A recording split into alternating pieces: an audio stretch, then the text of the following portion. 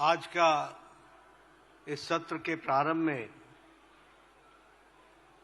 आप सबको एक दुखद समाचार बताना है कि हम सबके बीच में जैन आचार्य विद्यासागर जी महाराज का शरीर रात्रि 1:30 बजे शांत हो गया, ऐसी हम सबको सूचना मिली है। हम सब जानते हैं कि जैन आचार्य विद्यासागर जी महाराज, आपका जन्म 10 अक्टूबर 1946 को विद्याधर के रूप में कर्नाटक के बेलगांव जिले में सदलगा के शरद पूर्णिमा के दिन हुआ था। उनके पिता श्री मल्लप्पा थे, जो बाद में मुनि मलिसागर बने। उनकी माता श्रीमती जी थीं, जो बाद में आर्यका समयमती बनी।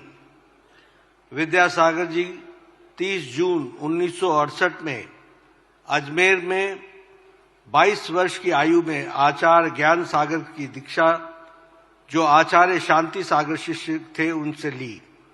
आचार्य विद्यासागर जी को 22 नवंबर 1972 में ज्ञान सागर जी द्वारा आचार्य पद दिया गया। केवल विद्यासागर जी के बड़े भाई गृहस्थ थे। उनके अलावा घर के सभी लोग ने संन्यास लिया था। उनके भाई अनंतनाथ जी और उनके दूसरे भाई शांतिनाथ जी ने आचार्य विद्यासागर जी से दीक्षा ग्रहण की और मुनि योग सागर जी और मुनि समय सागर जी के नाम से कहलाए गए। आचार्य विद्यासागर जी संस्कृत के, प्राकृतिक साहित्य के और विभिन्न आधुनिक भाषाओं में हिंदी, मराठी, कन्नड़ में विशेषज्ञ स्तर पर ज्ञान रखते थे। उन्होंने हिंदी और संस्कृत के विशाल मात्रा में रचनाएं की थी। 100 से अधिक शोधार्थियों को उनके कार्य पर मास्टर्स डिग्री और डॉक्टरेट के लिए अध्ययन करने का भी सौभाग्य मिला।